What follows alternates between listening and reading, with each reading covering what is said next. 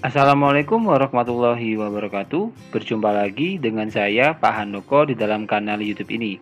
Bagi teman-teman yang baru pertama kali berkunjung di kanal YouTube ini, maka saya sarankan untuk klik tombol subscribe dan nyalakan lonceng notifikasinya ya, agar kalian tidak ketinggalan berbagai macam update video pembelajaran sejarah, pembahasan soal-soal sejarah hingga pemanfaatan media pembelajaran sejarah. Nah, di dalam video ini saya akan membahas latihan soal sejarah peminatan kelas 11 bab 1 semester 1 kurikulum 2013 beserta dengan pembahasannya tentunya. Oke teman-teman, tanpa berlama-lama lagi langsung saja kita menuju soal yang pertama. Sistem kemasyarakatan yang dikembangkan oleh bangsa Arya adalah sistem kasta.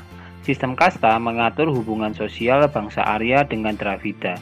Pembentukan sistem stratifikasi ini bertujuan A. Membedakan status sosial masyarakat pemeluk Hindu, B. Menjaga kemurnian keturunan suku bangsa Arya, C. Membedakan status ekonomi masyarakat pemeluk agama Hindu, D. Membedakan kekuatan politik untuk menguasai bangsa Dravida, atau E. Supaya terdapat kelas sosial dalam masyarakat Hindu. Untuk soal nomor 1, jawaban yang paling tepat menurut Pak Handoko adalah opsi yang B.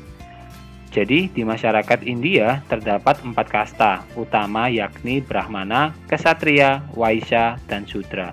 Di luar dari keempat kasta tersebut terdapat pula kasta Pariya dan Candala.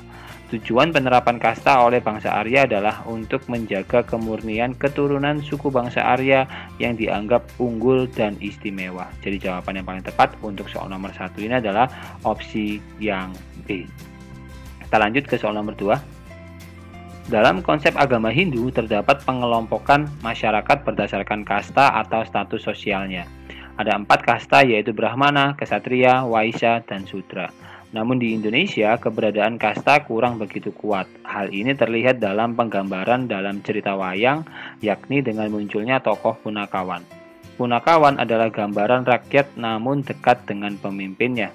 Konsep kasta kurang begitu mengakar di Indonesia karena A. Latar historis masyarakat Indonesia yang kesukuan dengan sistem paguyuban, B. Konsep kasta terlalu kaku dalam membagi masyarakat, C. Masyarakat Indonesia kurang terbiasa dengan adanya kasta, D. Munculnya agama Buddha yang tidak mengenal kasta, atau E. Sistem kerajaan yang terlalu menonjolkan keturunan.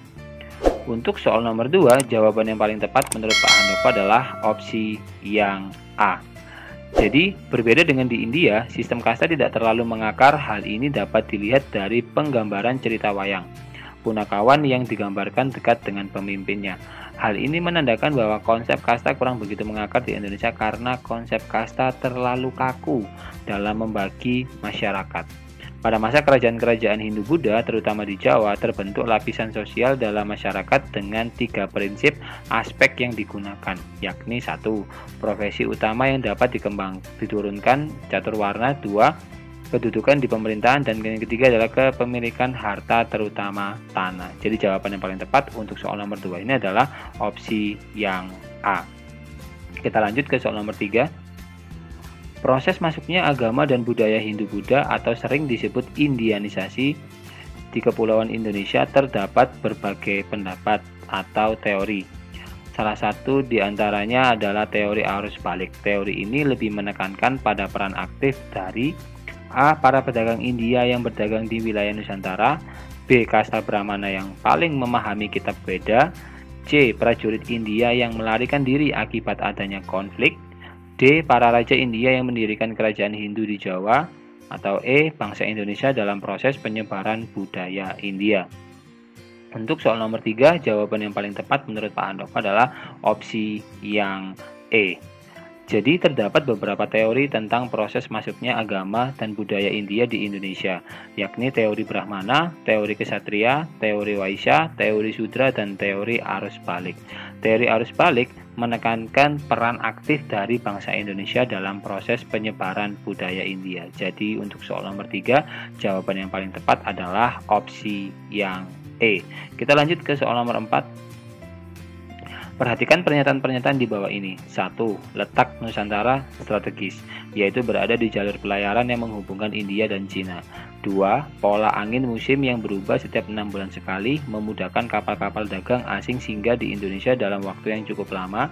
3. Kerajaan Hindu-Buddha di Indonesia mendukung penyebaran Hindu-Buddha. 4. Agama dan kebudayaan Hindu-Buddha tidak mengenal sistem kasta. 5. Kaum Brahmana aktif menyebarkan ajarannya ke seluruh dunia.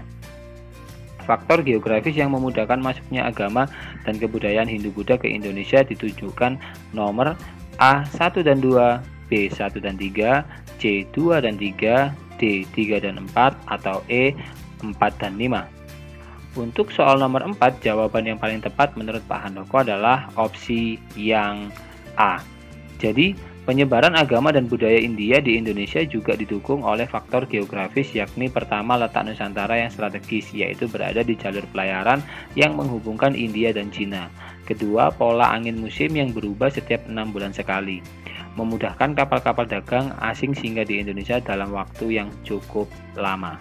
Jadi jawaban yang paling tepat untuk soal nomor 4 ini adalah opsi yang A. Kita lanjut ke soal nomor 5. Proses interaksi di bidang perdagangan antara India dan Nusantara kemudian berkembang ke arah komunikasi budaya. Dalam hal ini, budaya India berpengaruh atau menyuburkan budaya Nusantara. Berdasarkan bukti-bukti arkeologi tertua, masuknya pengaruh budaya India di Nusantara diperkirakan pada abad kedua atau ketiga Masehi. Hal ini didasarkan pada A. Penemuan prasasti dalam bentuk yupa di Kutai, Kalimantan Timur. B. Penemuan arca perunggu di daerah Sempaga, Sulawesi Selatan. C. Penemuan arca perunggu di Bukit Sigundang di Sumatera Selatan. D. Peninggalan berupa candi dan Borobudur dan Candi Prambanan. Atau E. Penemuan prasasti dari Kerajaan Tarumanegara. Untuk soal nomor 5, jawaban yang paling tepat menurut Pak Handoko adalah opsi yang B. Jadi, berdasarkan bukti-bukti arkeologi tertua, masuknya pengaruh budaya India di Nusantara diperkirakan pada abad kedua atau abad ketiga Masehi. Hal ini didukung penemuan arca perunggu di daerah Sempaga, Sulawesi Selatan. Arca Buddha tersebut dibawa oleh para pelaut dan pedagang India ke Sulawesi. Jadi jawaban yang paling tepat untuk soal nomor 5 ini adalah opsi yang B. Kita lanjut ke soal nomor 6. Prasasti Yupa selain menginformasikan tentang silsilah penguasa Kutai, juga menginformasikan tentang kehidupan masyarakat Kutai dalam bidang sosial dan agama. Hal ini dibuktikan dengan Fratyastoma dan Waprekeswara. Dengan adanya Waprekeswara menunjukkan bahwa A. Kerajaan Kutai sebagai pusat penyebaran agama Buddha di Kalimantan. B. Yupa menjadi sarana pemujaan kepada dewa. C. Kerajaan Kutai menganut Hindu aliran Siwa. D. Banyak dibangun candi pada masa kerajaan Kutai. Atau E. Kerajaan Kutai menjadi bagian kekuasaan kerajaan di India. Untuk soal nomor 6, jawaban yang paling tepat menurut Pak Handoko adalah opsi yang C. Jadi prasasti Yupa selain menginformasikan tentang silsilah penguasa Kutai, juga menginformasikan tentang kehidupan masyarakat Kutai dalam bidang sosial dan agama. Hal ini dibuktikan dengan Fratyastoma, yakni upacara pensucian untuk orang yang masuk dalam agama Hindu, dan Waprekeswara yang diinterpretasikan sebagai lapangan yang luas untuk melakukan kurban. Jadi jawaban yang paling tepat untuk soal nomor 6 ini adalah opsi yang C. Kita lanjut ke soal nomor 7.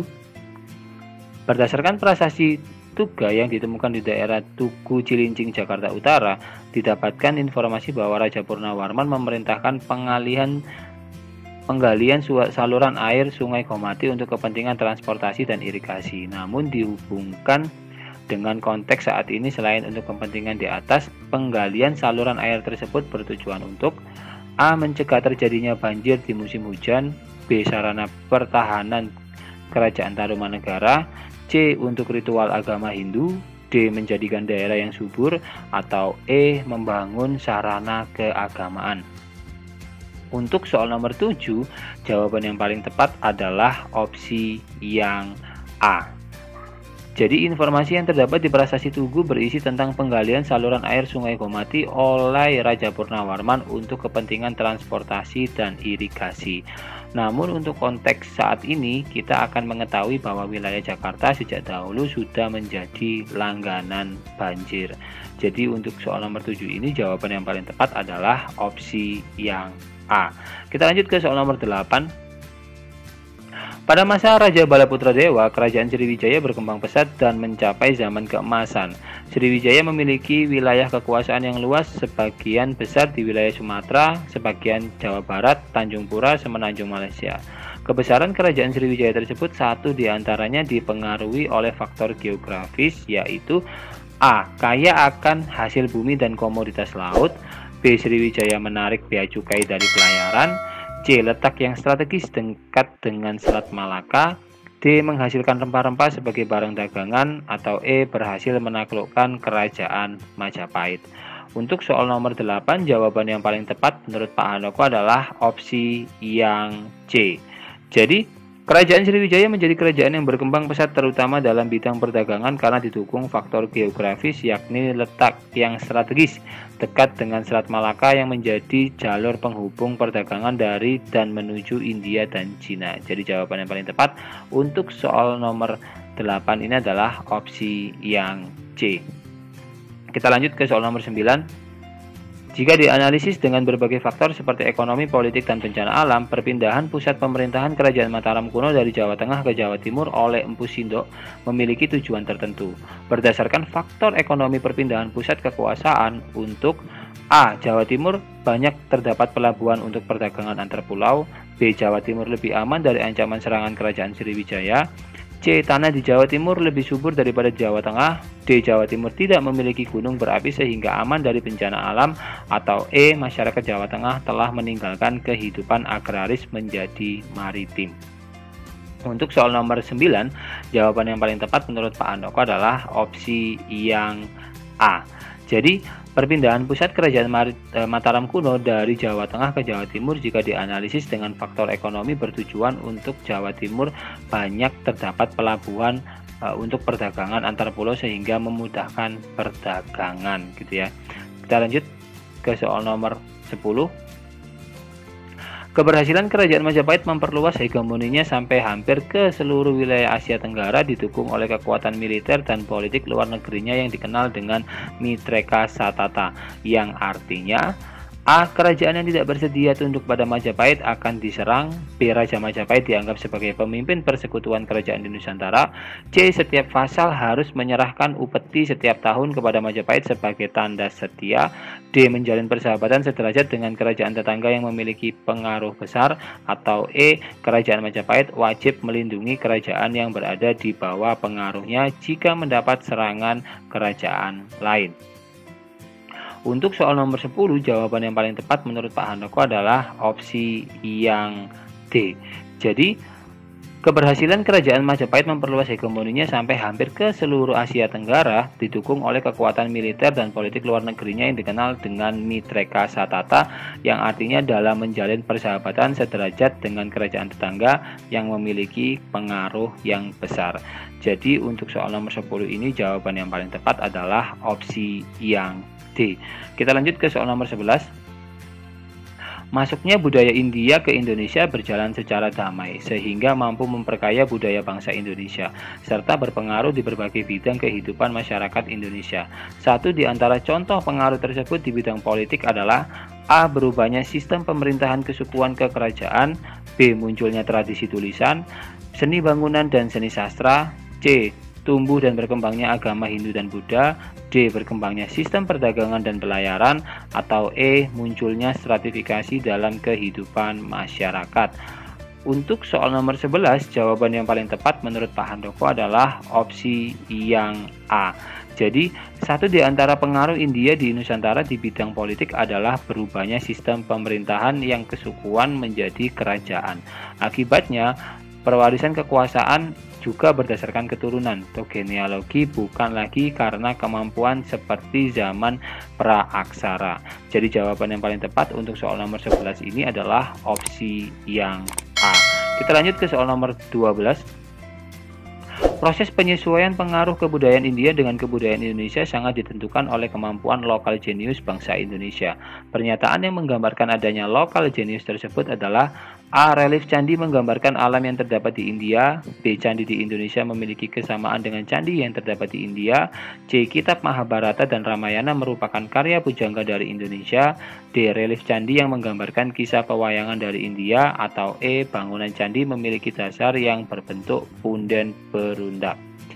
Untuk soal nomor 12, jawaban yang paling tepat adalah opsi yang E. Jadi adanya pengaruh India di Indonesia tidak serta-merta menghilangkan jati diri atau unsur budaya asli bangsa Indonesia, justru semakin menyuburkan.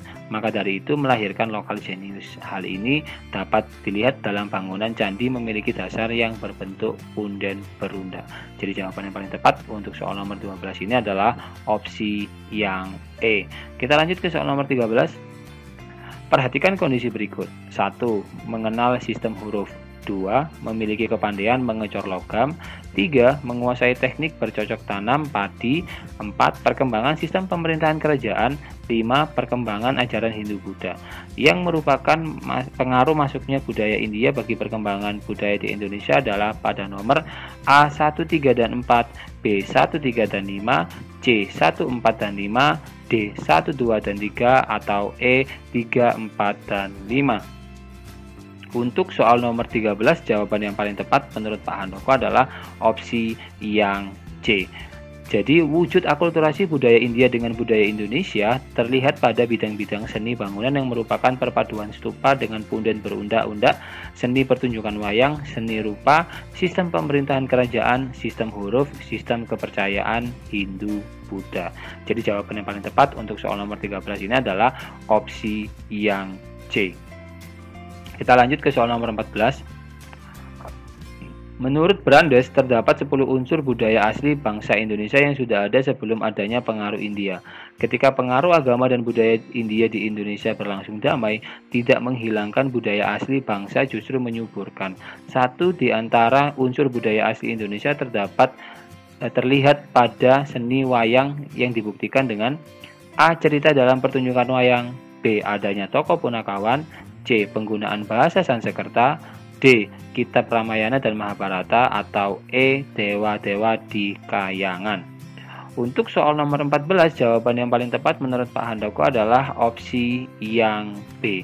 Jadi, menurut Brandes, terdapat 10 unsur budaya asli bangsa Indonesia yang sudah ada sebelum adanya pengaruh India, yaitu bersawah, pelayaran, seni gamelan, batik, membuat barang dari logam, aturan metrik, barter, astronomi, susunan masyarakat yang teratur, dan wayang yang dibuktikan dengan adanya tokoh punakawan yang tidak ditemukan di cerita Mahabharata India. Jadi jawaban yang paling tepat untuk soal nomor 14 ini adalah opsi yang B. Kita lanjut ke soal nomor 15. Seni pertunjukan wayang adalah salah satu unsur budaya asli Indonesia yang setelah masuknya budaya Hindu-Buddha terjadi akulturasi.